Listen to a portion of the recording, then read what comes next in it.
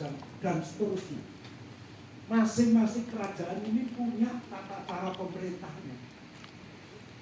Lebih 100 kerajaan memutuskan untuk melepas semua cara-cara itu, bersatukan dalam satu bangsa, satu negara Indonesia. Menurut saya Inggris itu dipersatukan hanya dari beberapa kerajaan. Negeri Belanda dipersatukan dari beberapa kerajaan. Kita lebih dari 100 kerajaan. Nah ini perlu sekali untuk kita semua sebagai tokoh masyarakat, paling tidak di keluarga kita. Setelah itu mungkin di komunitas kita dan seterusnya. Bapak, Ibu, Saudara sekalian, kita dipersatukan lebih dari 700 suku, lebih dari 700 budaya, lebih dari 700 bahasa daerah. Mungkin sebagai perbandingan saja, Uni Soviet itu dipersatukan kurang dari 300 suku. Hari ini pecah menjadi 17 negara. Yugoslavia itu dipersatukan kurang dari 30 suku. Hari ini pecah menjadi 7 negara. Bapak, Ibu, Saudara sekalian. Nah, NKRI kita tadi saya katakan lebih 700 suku dan seterusnya, lebih dari 100 kerajaan. Besok 17 Agustus tahun 2024 usianya genap 79 tahun, masih utuh Sabang, Merauke, Miangas, Rote.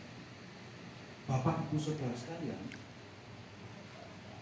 NKRI kita jumlah pulaunya wis kopitulah 1000. Pulau Jawa yang kita tempati ini hanya salah satu dari lebih 17.000 pulau di Nusantara.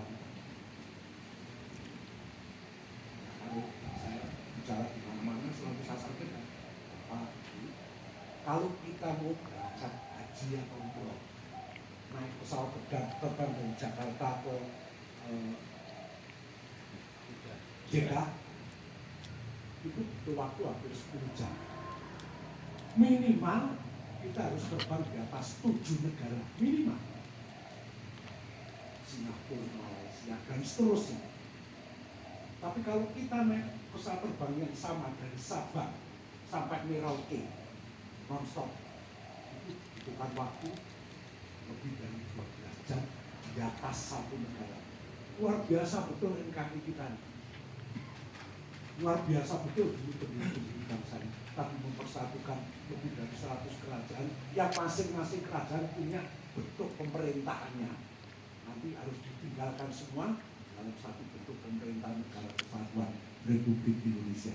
Nah, Bapak, Ibu, Saudara sekalian, kenapa kok 79 tahun kita masih butuh Sabang, Merauke, dan seterusnya tadi? Yang saya bilang, sekian ratus tahun yang lalu, negara londo sing sak implik itu. Saya ketika usia 14-15 tahun, saya sempat gelisah sekali. Saya ingin melihat negara londo itu kayak apa. Kok mampu jajah Nusantara kita sampai 350 tahun. Saya bersyukur ketika usia 39 tahun, saya bisa ke negeri Belanda.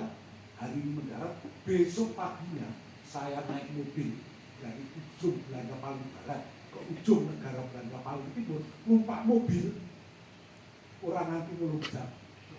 Ya, padahal kalau kita naik mobil di Pulau Jawa, dari Jawa bagian barat sampai Jawa bagian timur, butuh waktu lebih dari 12 jam. Itu satu pulau, negara londo, mulung jam, satu negara. Kok mampu baca kita sekian tahun? Karena ketika itu kita belum dipersatukan.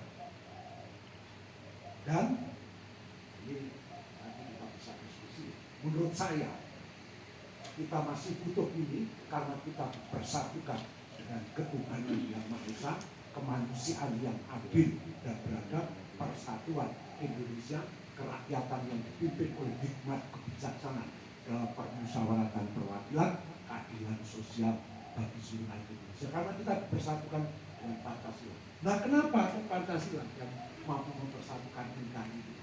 Menurut saya, Pancasila kita ini kan ideologi impor, digali oleh Bung Karno dan pendiri-pendiri bangsa dari sedalam-dalamnya bumi Nusantara sendiri. Dan ketika digali oleh pendiri bangsa, ketika itu sudah ada Islam, Kristen, Katolik, Hindu, Buddha, Konghucu, sudah ada gaya Batak, Bugis, Jawa, dan seterusnya.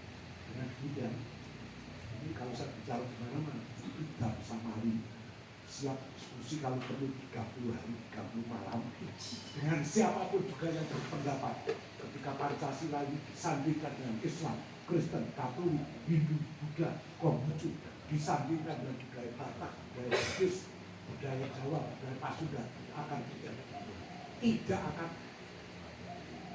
Ini misalnya, ya, yang ada di sini ada yang anggota HTI. Awas. Mantap. Ketika disebut lahir Indonesia belum dibubarkan, saya datangi itu kantor pusat di Jakarta. Waktu itu saya sampaikan perjuangan waktu itu, saya mengenalkan diri, saya tidak samari, ketua dan pimpinan pusat PDI Perjuangan bidang ideologi dan kaderisasi. Saya mau minta ketemu dengan seluruh pimpinan HTI, tapi mohon dihadirkan Ismail Yusanto. Soto itu juru bicara HTI yang di Gelora Bung Karno mengibarkan bendera hitam sambil teriak-teriak ganti Pancasila dengan khilafah. Saya disuruh masuk ke penjagaan, suruh duduk di pojokan, Bapak duduk sini jangan kemana-mana. Dia panggil dua anak buahnya, suruh ngawasi saya, nggak pernah kemana-mana. Dia masuk ke dalam, itu Ismail Yusanto dengar nama saya, cepet-cepet dia tuh keluar.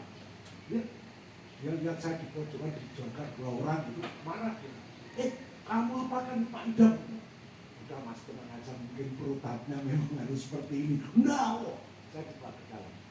Setelah bicara sebentar, saya sampaikan, Bapak-bapak, salahnya ketuhanan yang Maha Esa terhadap Islam itu apa? Kok Anda kenceng banget ngomongkan? Yang saya tahu Islam itu namanya tauhid. Saya titipkan surat yang ada di Al-Quran. Tentang salahnya kemanusiaan yang adil dan beradab terhadap Islam itu apa? Kok Anda kenceng banget ngomongkan? Yang saya tahu Islam itu namanya ukhuwah bashariyah. Saya titipkan surat yang ada di Al-Quran. Salahnya persatuan Indonesia terhadap Islam itu apa? Yang saya tahu Islam itu namanya ukhuwah batoniyah, persaudaraan dalam satu kebangsaan. Saya titipkan di sini. Bapak-bapak, carikan saya satu surat di Al-Quran yang menyatakan bahwa Islam itu mengenal titik. Tekan pecah gasil bakal ketemu. Adanya musyawarah. Kita saja yang semakin gila meninggalkan silaturahmi. Yang kelima, bapak-bapak Islam itu berpihaknya kepada siapa yang tertindas, teraniaya, termarginal. Simbolnya apa? Yatim, miskin, duafa. Al-Quran diulang-ulang. Nah, keadilan sosial sama berpihak pada siapa yang tertindas, teraniaya, termarginal. Bung Karno memberi simbol itu Margen. Kalau mereka memberi simbol itu wong cilik. Mohon maaf, saya bicara 2 jam lebih, mereka sakit. Iya. Saudara, bapak-bapak ini sudah haji, sudah umroh. Kalau haji umroh mana toh? Mekah, Madinah. Mekah, Madinah itu negaranya apa? Saudi Arabia. Negara Saudi Arabia di mana orang Islam haji berumroh tidak menggunakan ideologi khilafah. Ya. Saudi Arabia tidak pakai khilafah, dia kerajaan. Ya. Nah, Anda sudah haji umroh. Saya yakin Anda belum pernah masuk museumnya Rasulullah, khusus ruangan perjalanannya Piagam Madinah. Kalau betul belum, nanti kalau haji itu masuk ke ruangan museum Rasulullah, masuk ke ruangan Piagam Madinah. Di situ dinarasikan dalam bahasa Arab dan bahasa Inggris ketika Islam powerful. Ketika itu pimpinannya Majasi, Yahudi, Nasrani, dan dalam satu pertemuan itu dinarasikan di luar. Rasulullah menawarkan bagaimana kalau mulai hari ini kita tidak saling berkelahi, tidak lagi saling membunuh. Mereka setuju banget, senang banget. Rasulullah meminta sahabat membacakan konsep Piagam Madinah. Setelah semuanya membaca, pimpinannya Majasi, ya Muhammad, kalau kami tanda tangan ini sama saja Anda memaksa kami masuk Islam. Karena konsep awal Piagam Madinah itu diawali dengan syahadat asyhadu alla ilaha illallah wa asyhadu anna Muhammadar Rasulullah.